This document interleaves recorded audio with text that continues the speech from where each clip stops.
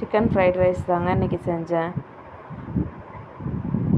என் பையனுக்கு ரொம்ப பிடிக்கும், அதனால் அவன் கேட்டான்றதுனால செஞ்சேன். நிறைய ஹோட்டல் ஸ்டைல்லலாம் செஞ்சு வீடியோஸ் அப்லோட் பண்ணுறாங்க. இது என்னோடய வீட்டில் என்னோடய ஸ்டைலில் செஞ்ச ஃப்ரைட் ரைஸ் தாங்க. ஃபஸ்ட்டு இதுக்கு தேவையான காய்கறிகள் கேரட்டு, பீன்ஸு, கோஸு, வெங்காயம், கருவேப்பிலை, பச்சை மிளகாய் இதெல்லாம் ரெடி பண்ணி கட் பண்ணி வச்சாச்சுங்க.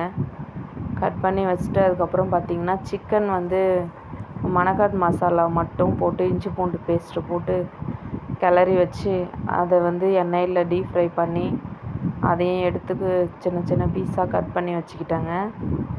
அதுக்கப்புறம் ஒரு வானல் வச்சு அதில் எண்ணெய் விட்டு ஒரு 4-5 முட்டை போட்டு அதுக்கு தேவையான உப்புலாம் போட்டு கொஞ்சம் முட்டை கொஞ்சம் வெந்த உடனே பச்சை மிளகாய் வச்சுருந்தேங்க, ஒரு 2-3 மிளகாய் அதை போட்டுட்டு வெங்காயம் போட்டு நல்லா அதோட அந்த முட்டையோடு இதை நல்லா மிக்ஸ் பண்ணி விட்டுட்டு நல்லா கொஞ்சம் நேரம் மிக்ஸ் ஆனதும் நம்ம கட் பண்ணி வச்சுருந்த கோஸு, கேரட்டு, பீன்ஸு இந்த காய் எல்லாத்தையும் சேர்த்து நல்லா வதக்கணுங்க. ஒரு 3/4 பாகம் வெந்தால் போதுங்க காய்கறிகள்லாம். அந்த காய்கறிகள்லாம் சேர்த்து தண்ணி எதுவுமே சேர்க்கக்கூடாது ஃப்ரைட் ரைஸ்க்கு. இந்த காய்கறிகள்லாம் சேர்த்துட்டு நல்லா கொஞ்சம் கிளறி விடணுங்க. ஏன்னா நல்லா தீஞ்சிரும் அடியில். கிளறி விட்டோன்னா கொஞ்சம் காய் ஒரு அரை பதம் வெந்து வந்துடுங்க. அதுக்கப்புறம் பார்த்திங்கன்னா அதுக்கு தேவையான மசாலாலாம் நம்ம சேர்க்கணும். அது தனி மிளகாத்தூள் கொஞ்சம் சேர்த்துக்கிட்டேங்க காரத்துக்கு. அதுக்கப்புறம் பார்த்திங்கன்னா இது கறி மசால் தூள் கொஞ்சம் போட்டுக்கிட்டேங்க ஃப்ளேவருக்காக. அப்புறம் மல்லித்தூள் கொஞ்சம் சேர்த்தாச்சு. சேர்த்துட்டு கொஞ்சமாக இஞ்சி பூண்டு பேஸ்ட்டு ஒரு சின்ன ஸ்பூன் கொஞ்சம் சேர்த்தேங்க ஃப்ளேவருக்காக. சேர்த்துட்டு அதுக்கப்புறம் நல்லா வதக்கி விடணும். நல்லா வதக்கி விட்டுட்டு அதுக்கப்புறம் இந்த சாஸ் ஐட்டம்லாம் கொஞ்சம் சேர்த்தேங்க. சோயா சாஸ் கொஞ்சம், டொமேட்டோ சாஸ் கொஞ்சம், சில்லி சாஸ் கொஞ்சம் சேர்த்து நல்லா கிளறி விட்டுட்டு அதுக்கப்புறம் சாதம் வடித்து கொஞ்சம் லெமன் சாதம், புளி சாதத்துக்கெலாம் கொஞ்சம் விரையாட்டம் வடிப்போம். அந்த மாதிரி வடிச்சிட்டு அந்த சாதத்தையும் இதில் சேர்த்து நல்லா கிளறி விடணுங்க. கிளறி விட்டுட்டா ஒரு 2 நிமிஷம் நல்லா கிளறி விட்டால் போதும். ஃப்ரைட் ரைஸ் ரெடி ஆகிடுங்க, அவ்வளோதான். அப்புறம் பசங்களுக்கு போட்டு கொடுத்தா சாப்பிடுவாங்க.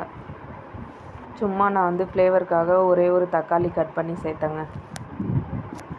போட்டு நல்லா கிளறி கொடுத்தா பசங்க சாப்பிடுவாங்கங்க, நல்லா விரும்பி சாப்பிடுவாங்க.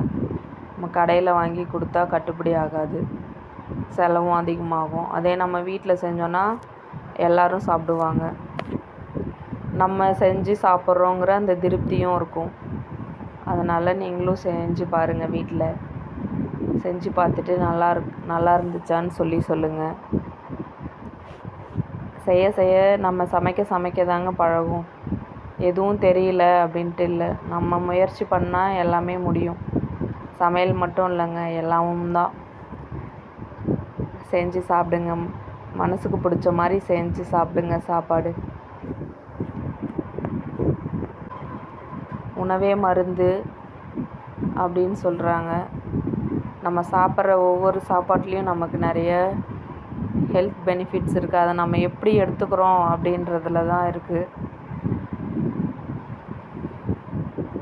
அதிகம் ஆயில் ஐட்டம் சாப்பிடாதீங்க. வேக வைத்த உணவாக சாப்பிடுங்க. ஆஃப் பாயிலில் சாப்பிட்டா இன்னும் ரொம்ப நல்லது. அதாவது அரை வேக்காடாக காய்கறிகள்லாம் சாப்பிட்ணுங்க. சாப்பிடும்போது நமக்கு இன்னும் அதனோட பயன்லாம் நமக்கு நல்லா கிடைக்கும். மாதிரி செஞ்சு கொடுங்க பசங்களுக்கும். நீங்களும் செஞ்சு சாப்பிடுங்க.